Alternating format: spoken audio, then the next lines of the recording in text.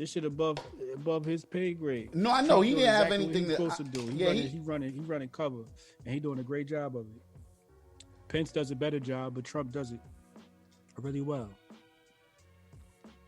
But what do you think? Pence does it best, but Trump doing exactly what he's supposed to do, man. Just distracting the masses, keeping this shit entertaining, you know. So, but I think I agree with a lot of what he said, as far as you know, trying to minimize panic. You know, people are saying, "Oh, he didn't take this thing serious enough." I'm like, no, I think he was trying to minimize panic. Like, calm down, relax. We got this thing under control. That's what you're supposed to say, even if you don't got shit under control. You're not supposed to be like, "Hey, That's what people, yo. Up. That's what people are like. That's why every time people are complaining about things, I'm like, all right. So what was your plan? Like, what would have been the better plan?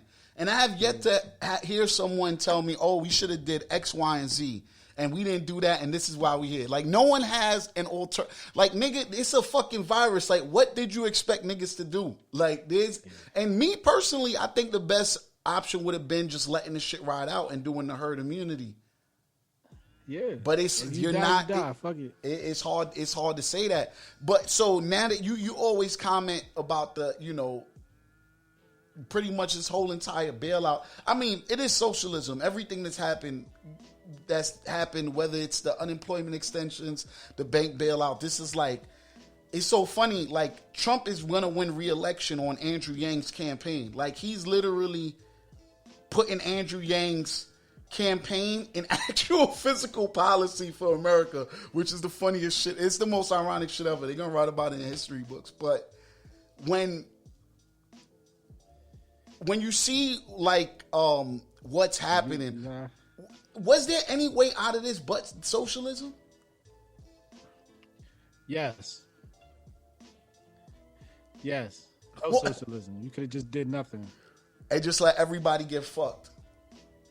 Because you know we would go. That's that what would you're supposed to do. The work. I understand. That's what I think. That's what I think in a situation like this, where the government is forcing people to go out of business, they had a duty to bail out the citizens, but not the corporations. Correct. If you're forcing the citizens, if they were to bail out anybody, yeah, because if you're forcing the citizens to not even have an opportunity to earn for themselves, you have to supplement that in some regard. Right. But the corporations should have been responsible enough to have cash flow to. I'm gonna tell you what I did. Here's what I would have did. The first thing I would have did was I would have signed an executive order to put a gag on mainstream media, and actually all media regarding the pandemic would come through the White House and the White House only. Any comments would be punishable by fucking jail time. And you want to talk about this shit, you could tweet about it.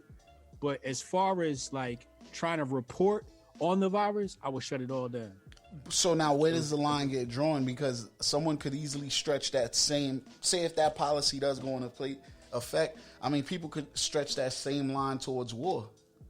Whenever they want to do a military, I mean, they do it now anyway. Whenever they want to do the shit regardless, but I mean, now that would essentially give them the green light. I would have put a gag order. I would have put a gag order on the media.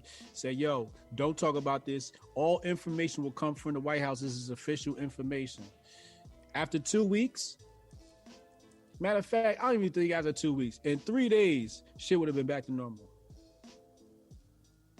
No, yeah, the coronavirus of the mind is worse than the actual coronavirus. The mind virus is worse than the actual virus. Word. The reaction really created this. The medicine is worse than the virus. Like the stay at home quarantine, I think is going to do way more damage. I mean, domestic violence is going to be on the rise. You're going to have divorces on the rise. Families are going to break it. You're going to have so much. There's so much. Like I said, shockwaves and tentacles that spread out from this, that none of this stuff could really be calculated. I see someone commented on the, I didn't ask you about this because, you know, there's a lot of conspiracy theories flying around. And someone mentioned in the chat they wanted to know what you think about 5G. And a lot of, you know, they've been a lot of those conspiracy theories running around with the 5G tied into the coronavirus. Right. I for one, hold on real quick, before you go into 5G. I for one never like took any of that stuff seriously. But here's the thing about 5G. When I seen the concerted effort by multinationals to quiet any criticism of 5Gs, I'm like, why y'all going so hard to silence conspiracy theories about 5G? I never really seen that energy for other things. So if anything, I guess their reaction to the conspiracy theories is something that made me spark my interest. Not necessarily saying that it had anything to do with Corona, but I'm like, there got to be something up with 5G that these dudes is going so hard to try to silence dudes. So I'm gonna let you go on your take with that. Yo, here's the thing with 5G. I feel like the people that's harping over it, too little, too late. Like y'all sound. I'm kind of like over it because Wi-Fi is a form of toxicity, vibrational toxicity. Bluetooth is a form of vibrational toxicity. 3G, all these different technologies are different forms of vibrational toxicity. Especially the Wi-Fi, especially the Bluetooth. People are walking around with the AirPods in their ears. And you want to tell me about 5G. Don't tell me about 5G, you got AirPods. Because you put it, ain't nothing getting closer to your neurons. I mean, I ain't gonna laugh because a nigga be using AirPods, so I ain't even gonna laugh. Like, cause I be using AirPods. Yo, my whole shit is that I feel like when it comes to like radiation and microwaves, I feel like just living in a city, you're getting constantly cooked by, you know, all the buildings, all the shit that's going around. In my opinion, I'm like, I live and work in New York City every day. The amount of radiation the AirPod is giving me, granted that it's right next to my brain, I'm just saying, like, it can't be more than just my environmental exposure from just being 8 hours in Manhattan. That's just how I look at it. So I just mark it as a wash. So you don't have, so all your internet in your crib is hardline? You don't use Wi-Fi in the crib? I got Wi-Fi. So how do you, I got Wi-Fi. You just like, fuck it. I got a little bit of vibrational toxicity. That's just what the fuck we live with. You know what I mean? Like, it's just it. Know, like, I'm not out here bitching about 5G. You know what I mean? I'm more out here bitching about the fact that legislators in Connecticut and New Jersey are removing religious exemption on vaccines. And niggas not paying attention to that shit. Niggas is like, well, vaccines might be good. Well, you about to not even have to worry about making that decision, dog, because they're going to take that right away. Yeah, I actually think in Jersey, I think they're working towards that now, I believe, as well. And, I mean, a lot of ways how they do it indirectly is they'll do that loophole where they're just not allow parents access to the public school system. So they'll force parents who don't believe in vaccines to have to homeschool their kids.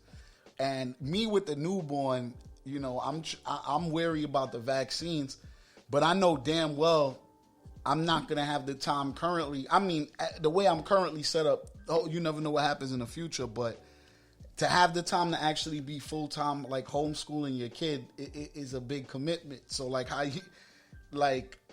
do you rectify that? Because it's like, it feels like we ain't going to have no choice.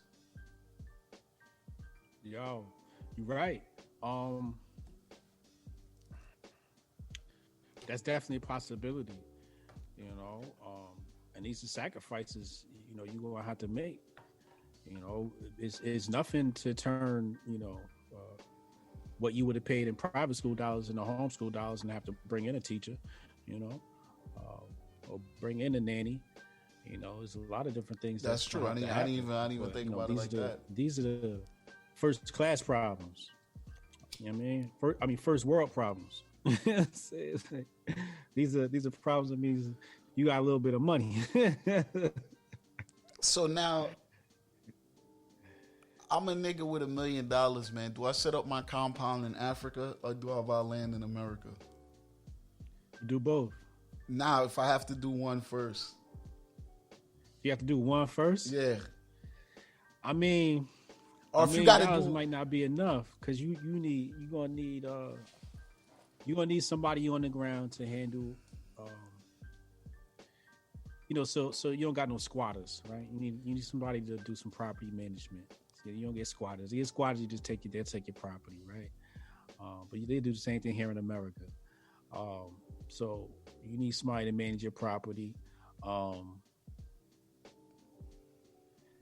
And maintenance, like, whatever, you paying in power and, Yo, but my shit with Africa is the governments are so corrupt, man. You can't trust them. But I mean, I think you do that as you would any other business, right? So, for example, there were some brothers that launched a coconut water line. So the stuff I think was coming from South America somewhere. So they set up shop in South America. So they bought a house in South America. I'm like, well, yeah, that makes sense, right? Because you're going to be doing business there. And then you can turn that house into like a business asset. Other people could occupy this property, blah, blah, blah, blah. I think you kind of look for opportunities like that where it makes sense money-wise. So you kind of, it's going along with, some sort of cash flow idea you have or, some sort of asset acquisition. Or maybe it's philanthropic, maybe setting up NGOs or something like that. So why do you think Corona is not hitting Africa as much as other countries outside of genetic superiority? Because Africa doesn't have the diet of these other countries. These other countries, China's eating bat soup.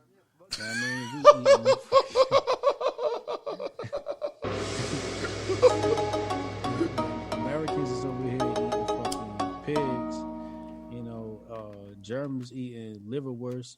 Everybody's got like this processed food diet, whereas in Africa, you could live off the land. Like I saw it. You wake up in the morning, you chilling, you go catch 2 fish, you start a fire, you burn the fish. Your fish done. You chilling for the rest of the day. You hungry for later? Catch another fish or catch a crab. Like it's like right there. Or I throw a rock and catch this mango off the tree, and I'm good. Like you could literally live off the land in Africa. You can't do that here. So do you think? So as a result, their diet is better, and their bodies. They're in much better shape. When I went to Africa, I ain't see. Yeah, I know that you don't see like it's like the super rich dudes that you'll see like super fat like that or whatever. Right. But you're not gonna see like just the majority general population. Like, nah, them niggas be in shape, son. Yo, they be in shape. Yo. Everybody in shape. So like that's why I say like, what is this virus you talking about? Because you could get that same virus to one of these Africans. And their body's gonna beat that shit the fuck up like they never even had a virus in their body. Because a virus is really just a opening of something that's wrong with you. You know what I'm saying? Like something's wrong with you, and the virus is just a loophole in the matrix that starts the symptoms up. Wait. Say that. Wait. Hold on. The virus is letting you know, yo, you got toxins in your body, so it's doing you a favor. So wait, so hold on, start that over. So you said a virus is letting you know that you have toxins in your body. Yeah, because with the virus, what happens? The symptoms, right? So, for example, you heard them say some shit about the virus can't live past 80 degrees or something like that. Yeah. So when you so-called get this virus, right? You catch a fever. What you think your body trying to do? Your body trying to burn it out.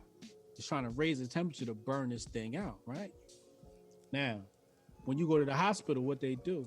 They give you medication to stop the fever. You don't want to stop the fever. So then you end up prolonging your symptoms. That's why people go and they say, oh, they died in the hospital. Yeah, maybe you shouldn't have went to the hospital. Maybe you should have been educated on biology. And this is why I say to a lot of people, man, if people were educated on biology, they'd look at the news and they'd laugh. They'd be like, oh, wow, really? This is what y'all telling people? You'd laugh. But, 85% of people aren't educated on biology. Nobody's educated on the immune system and how the immune system works. Nobody's educated on that system. Nobody's educated on the lymphatic system, right? Someone just people wrote, are trying to cleanse their lymphatic system. Someone just wrote, that's completely inaccurate. Huh? Someone just wrote on the live, that's completely inaccurate. What's that? Someone wrote on the live. I don't know who this is. Yeah, I don't know what she's talking about. She said the people at the hospital are, yeah, exactly. The people at the hospital, y'all shouldn't be nowhere